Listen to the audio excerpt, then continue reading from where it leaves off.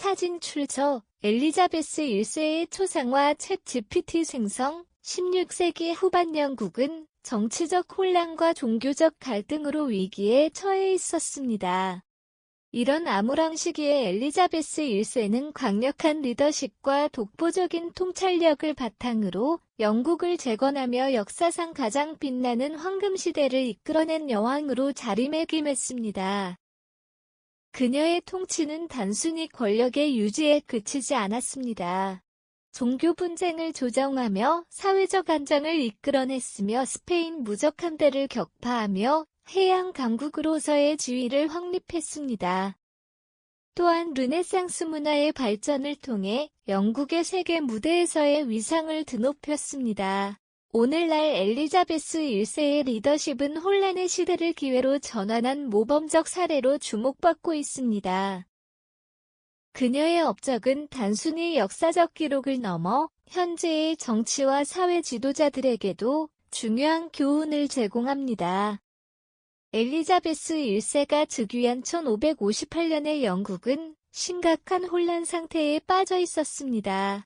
전임 여왕 메리 1세의 가톨릭 복구 정책으로 종교적 갈등이 극에 달했으며 경제는 침체되었고 사회적 불안이 팽배했습니다. 엘리자베스는 이러한 혼란 속에서 단순한 통치자가 아닌 개혁가로 자리 잡았습니다. 즉위 초기 그녀는 왕권을 강화하는 동시에 국민의 신뢰를 얻기 위한 과감한 조치를 취했습니다. 종교적 갈등을 조정하기 위해 통일령, 액트 오브 유니포미티를 도입하며 종교적 융합을 꾀했으며 다양한 사회 계층을 아우르는 포용적 정책을 실행했습니다. 이를 통해 종교적 긴장을 완화하며 국가적 통합을 도모했습니다. 정치적 도전 역시 만만한 과제가 아니었습니다. 특히 외교적 위협은 그녀가 즉위하자마자 직면한 주요 과제 중 하나였습니다. 스페인, 프랑스 등 유럽의 강대국들은 영국의 약화를 기회로 삼으려 했고 국내에서도 왕위 계승을 둘러싼 음모가 끊이지 않았습니다. 그러나 엘리자베스는 뛰어난 지혜와 외교 전략을 통해 이러한 위기를 극복했습니다. 엘리자베스의 초기 통치는 단순히 생존을 넘어 국가를 새롭게 재건하려는 의지가 뚜렷이 드러난 시기였습니다. 그녀는 혼란의 시대를 기회의 시대로 전환하기 위한 기반을 다지며 자신의 독보적인 리더십을 천명했습니다. 사진 출처 스페인 무적 함대와의 전투 장면 챗 GPT 생성 종교 갈등 속 조화와 안정 추구의 엘리자베스 1세가 직면했던 가장 큰 과제 중 하나는 종교적 분열을 해소하는 일이었습니다. 그녀의 즉위 당시 영국은 가톨릭과 개신교 간의 극심한 갈등으로 분열되어 있었습니다. 전임 메리 1세는 가톨릭 복구를 시도하며 개신교 신도들을 억압했으나 엘리자베스는 서로 대립하는 종파 간의 조화를 이루기 위한 포용적 접근을 선택했습니다. 엘리자베스는 1559년 통일령, 액트 오브 유니포미티과 우위령, 액트 오브 수프레머시를 통해 종교 정책의 기틀을 마련했습니다.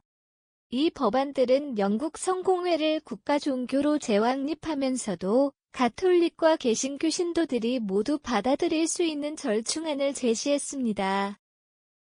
성경과 예배 방식을 타협한 이 조치는 대다수 국민이 수용할 수 있는 현실적인 해결책이었습니다.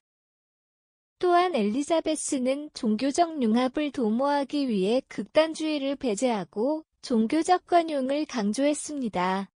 이는 종교가 더 이상 국가 통합을 방해하지 않도록 하는 전략적 결정이었습니다.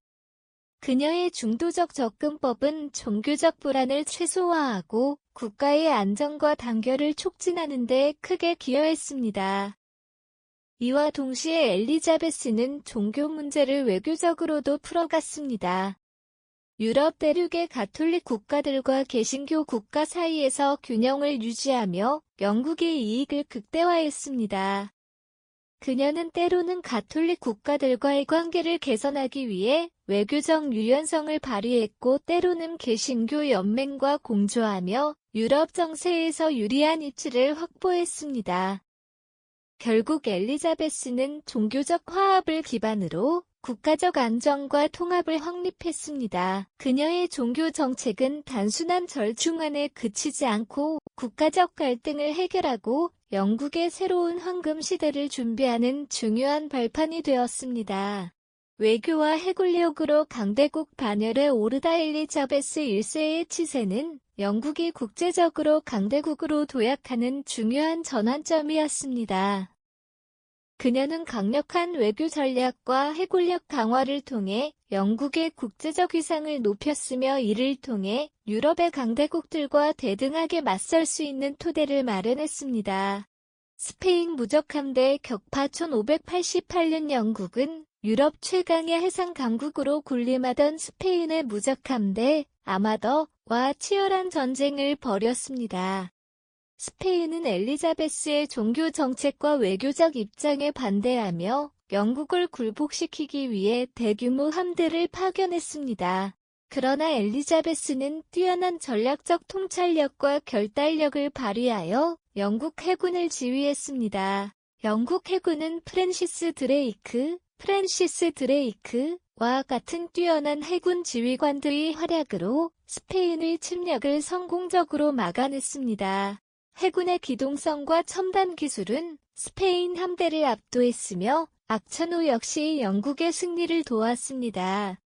이 승리는 단순한 군사적 승리에 그치지 않고 영국의 해양 강국으로 도약하는 계기가 되었습니다. 해군력의 발전과 신대륙 탐사 엘리자베스는 스페인과의 전쟁 이후 해군력을 더욱 강화했습니다. 영국 해군은 첨단 함선을 건조하며 전술을 현대화했고 이는 이후 수세기 동안 대영 제국이 세계를 지배하는 데 중요한 역할을 했습니다. 동시에 엘리자베스의 치세 동안 영국은 신대륙 탐사와 무역 확장에 박차를 가했습니다. 탐험가 월터 롤리와 프랜시스 드레이크는 엘리자베스의 후원을 받아 대서양을 건너 신대륙에서 영국의 경제적 기반을 마련했습니다. 이들은 스페인과 포르투갈이 독점하던 해상 무역에 도전하며 영국의 국제적 위상을 높이는 데 기여했습니다.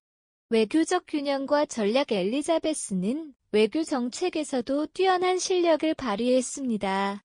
유럽 강대국들 간의 갈등을 활용하며 영국의 유리한 조건을 끌어내는 한편 불필요한 전쟁을 피하며 국가의 안정을 유지했습니다. 프랑스, 스페인 신교도 국가들 사이에서 미묘한 균형을 유지한 그녀의 외교 전략은 영국의 자주성과 번영을 보장했습니다. 엘리자베스의 리더십은 영국을 유럽의 중심에 세우고 전 세계에서 영향력을 확장하는 기반을 마련했습니다.